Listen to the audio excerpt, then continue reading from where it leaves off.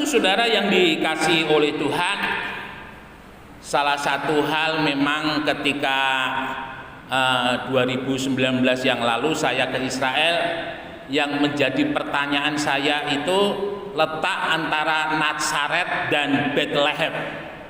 Sempat sampai beberapa saat saya memang tidak bisa membayangkan ya, apakah itu dekat, apakah itu jauh, sampai kemudian saya baca-baca barulah saya ngeh ya, atau saya ngerti.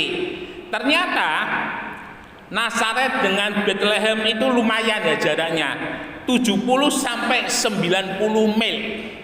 Lumayan juga jaraknya.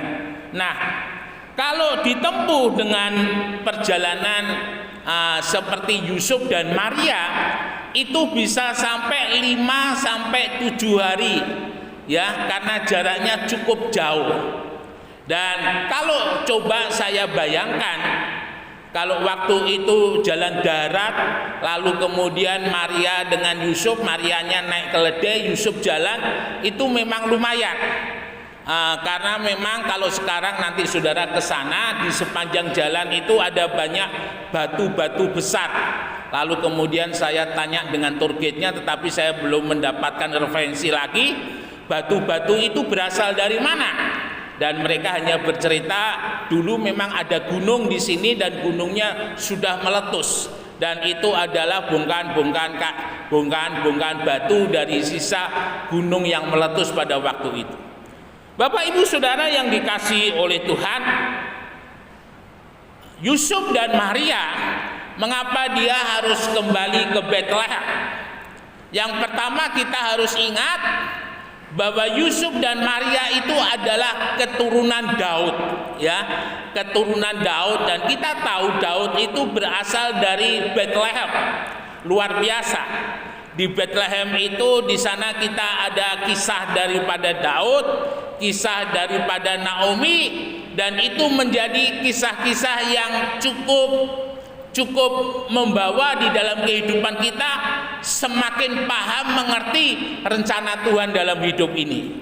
Bapak Ibu Saudara yang dikasihi oleh Tuhan, jadi oleh karena saat itu perintah dari Kaisar Agustus untuk semua orang kembali ke daerahnya untuk melakukan sensus, maka Yusuf dan Maria pergi dari Nazaret, pergi menuju ke Bethlehem untuk melakukan sensus.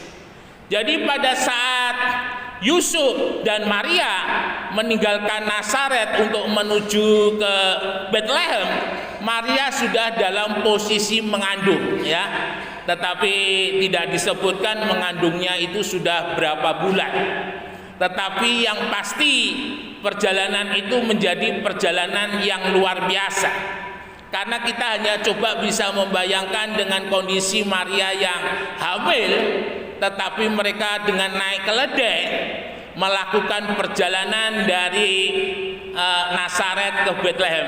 Efek Mas Heru supaya dikecilkan dikit.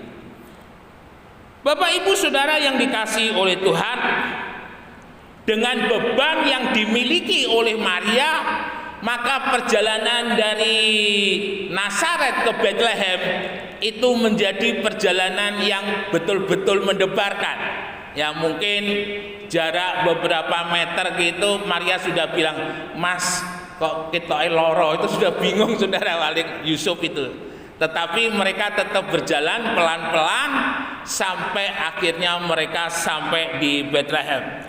Dan di sana kita tahu ketika sampai di Bethlehem, dalam kisah-kisah yang seringkali kita lihat, Maria dan Yusuf tidak mendapati tempat untuk menginap karena semua penginapan sudah terisi penuh, dan akhirnya dia hanya dapat satu kandang, dan di kandang itulah dibuat tempat untuk melahirkan Yesus, dan di sana Yesus lahir.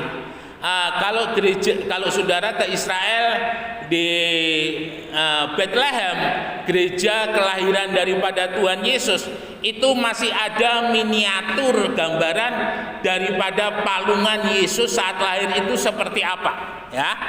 Kita bisa lihat di sana. Nah, Bapak Ibu Saudara yang dikasihi oleh Tuhan, yang menarik ketika mereka dari Nazaret ke Bethlehem ada dua pilihan. Mereka melewati daerah Samaria, itu cepat sampai dari Nazaret ke Bethlehem. Tetapi orang-orang Samaria ini penduduknya jahat. Jadi suka usil ya, kalau ada orang asing gitu mereka suka usil. Dan mungkin bisa jadi Yusuf ini memutar sehingga perjalanannya agak lebih jauh. Jadi mereka bisa melalui lembah Yisrael, sungai Yordan, lalu kemudian ke gunung Yehuda, barulah mereka sampai ke Yerusalem dan ke Bethlehem. Dan kalau sekarang perjalanan dari Nazaret ke Bethlehem ya kurang lebih 2 jam. Beda pada saat zaman Tuhan Yesus waktu itu ya. Kalau sekarang jalannya sudah enak sekali, jadi rata-rata jalan di Israel itu jalannya sudah enak sekali, tidak ada jalan yang berlubang. Jadi betul-betul sebagai wisata dunia, betul-betul sarana prasarana yang ada itu betul-betul dijaga dengan baik. Nah, Bapak Ibu Saudara yang dikasihi oleh Tuhan, kalau kita melihat perjalanan daripada Yusuf dan Maria, itu adalah perjalanan yang dilakukan dengan iman. Mengapa demikian? Karena kalau tidak dengan iman, mereka gah saudara ya. Dengan kondisi Maria seperti itu tidak ada alasan yang paling prinsipal untuk boleh melakukan perjalanan. Tetapi oleh karena mereka percaya bahwa perjalanan itu akan disertai oleh Tuhan dan akan baik-baik saja, maka Maria dan Yusuf melakukannya.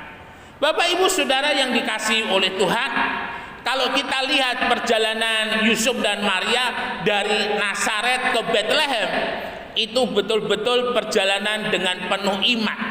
Kalau mereka tidak percaya kepada Tuhan, kalau mereka tidak mempercayai karena sudah disampaikan oleh malaikat Tuhan dan mereka menjaga bahwa bayi yang dikandung oleh Maria itu adalah bayi juru selamat, mereka berjuang sedemikian rupa ya. Jadi betul-betul Yusuf dan Maria itu menjaga supaya benih Roh Kudus yang ada di dalam kehidupan Maria itu boleh selamat sampai di Bethlehem, lalu kemudian lahir di sana. Dan di sisi yang lain kita harus ingat juga, mengapa Maria harus melahirkan di Bethlehem? Mengapa tidak melahirkan di tempat-tempat yang lain? Bapak Ibu Saudara harus tahu bahwa Bethlehem itu sebenarnya bukan sebuah kota metropolis ya, tetapi kota yang tidak terlalu besar dan tidak banyak penduduknya. Tetapi Bethlehem ini adalah sebuah kota yang sudah dinubuatkan oleh nabi-nabi. Di dalam Yesaya, lalu kemudian di Mika, di sana dikatakan bahwa dari Bethlehem Yesus akan lahir. Ini jelas mengapa Maria harus balik ke Bethlehem, karena untuk menggenapi yang sudah dijanjikan oleh Tuhan. Bapak Ibu Saudara yang dikasihi oleh Tuhan, ini adalah perjalanan iman yang pertama yang dilakukan oleh Yusuf dan Maria. Yang kedua adalah perjalanan iman yang dilakukan oleh orang-orang Majus ya. Dari beberapa yang saya pelajari dan yang sudah pernah saya sampaikan, orang-orang Majus ini mempunyai hubungan yang dekat dengan Zoroaster. Zoroaster itu sekarang masih ada, tetapi mungkin pengikutnya tidak terlalu banyak ya, mungkin hanya puluhan ribu aja yang ada di Iran. Mereka adalah orang-orang yang menyembah kepada dewa api ya. Dan di sana orang-orang Majus itu dipercayai sebagai imam. Imam itu adalah orang-orang yang melayani di dalam peribadatan. Mengapa demikian? Karena kesempatan yang dipunyai oleh orang-orang Majus ini tidak dipunyai oleh orang lain. Mengapa demikian? Karena mereka yang bisa masuk di dalam perpustakaan Zoroaster dan mereka juga yang bisa belajar di sana. Jadi di tempat daripada ibadah Zoroaster itu seperti ini ya, seperti sebuah seminari atau sekolah Alkitab. Saya yang pernah lihat itu seminari ini ya untuk pastor di ND. Itu luar biasa luasnya. Itu mungkin bisa sampai Bandara Juanda, itu mungkin kalah luas dengan tempat seminari untuk pastor yang ada di ND. Sangat luas sekali, dan saya memang suka sekali karena di ND itu ceritanya saat Bung Karno menulis Pancasila itu ternyata Bung Karno itu ada di gereja yang ada di ND ya. Jadi GPPS itu persis ada di belakang gereja Katolik yang ada di ND, dan saya juga sempat di tempat pengasingan Bung Karno yang ada di ND.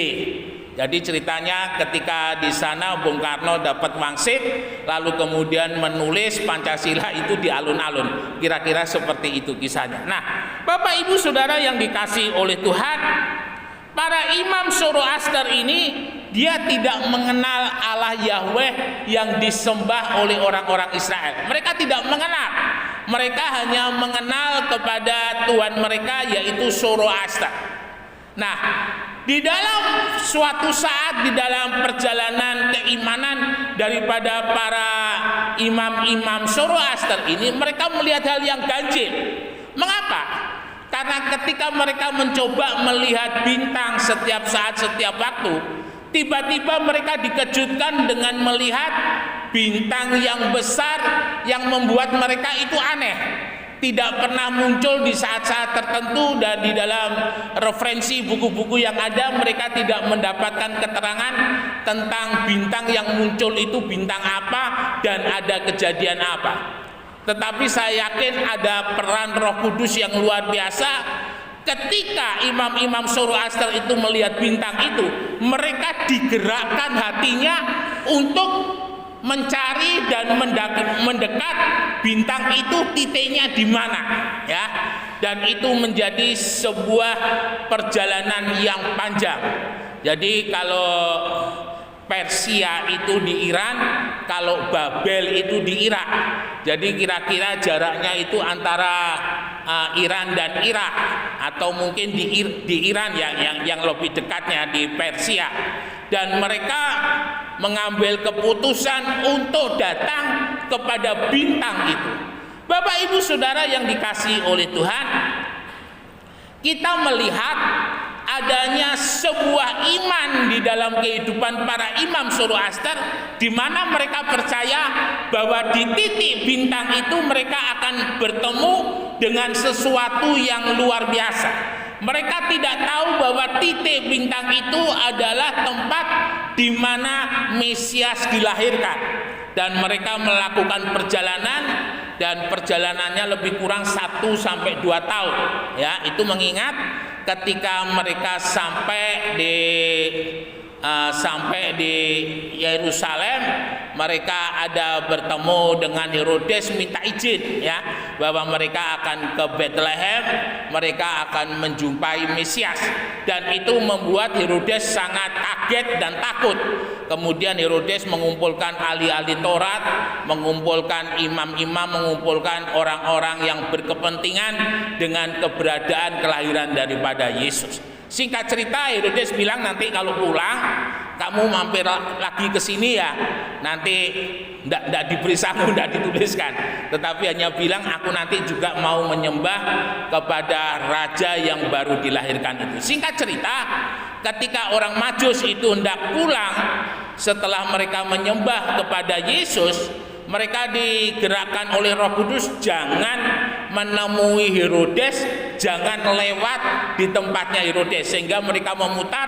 Dan saat mereka sudah balik ke Persia, balik ke Iran, Herodes tidak tahu, dan akhirnya Herodes memerintahkan untuk membunuh bayi-bayi yang berusia 2 tahun ke bawah di seluruh wilayah kekuasaannya. Bapak Ibu Saudara yang dikasihi oleh Tuhan, dan kita lihat ada banyak bayi yang menangis karena dibunuh atas perintah Herodes.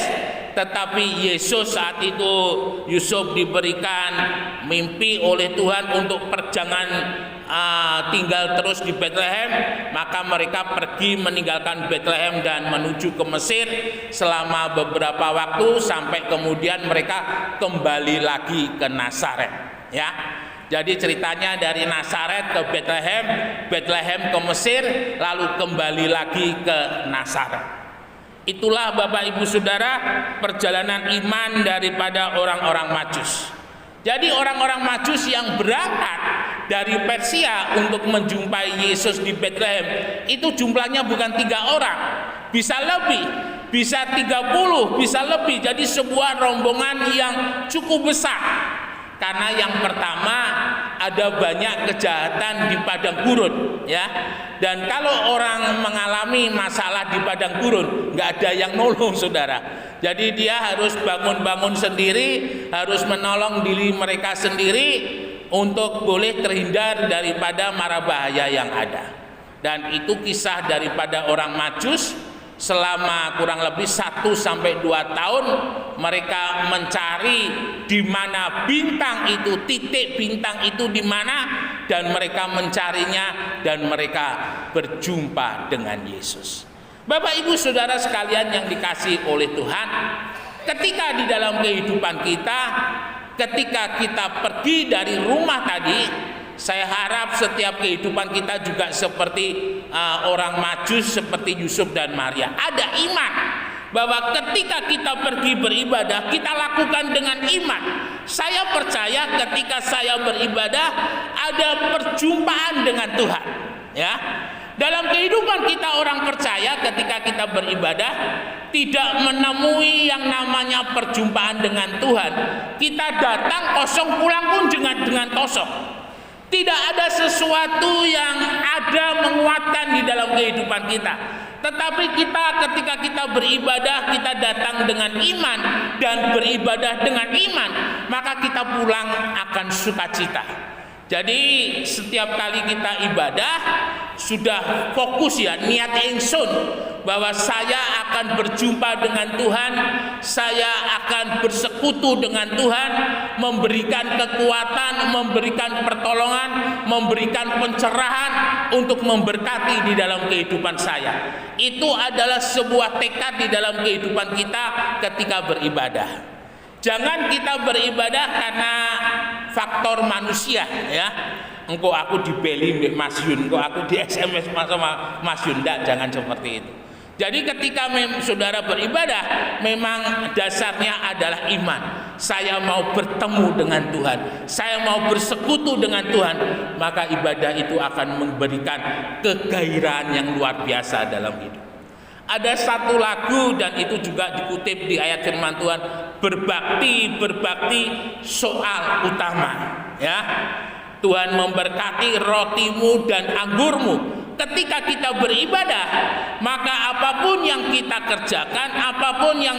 kerjakan, pasti Tuhan tolong dan Tuhan berkati. Apapun yang kita hadapi, Tuhan pasti akan menguatkan dan menolong di dalam kehidupan kita. Bapak Ibu Saudara yang dikasihi oleh Tuhan, itu adalah kisah-kisah dari perjalanan mereka yang berjumpa dengan Yesus dan menginspirasi di dalam kehidupan kita. Ketika kita beribadah, kita mau datang dengan iman.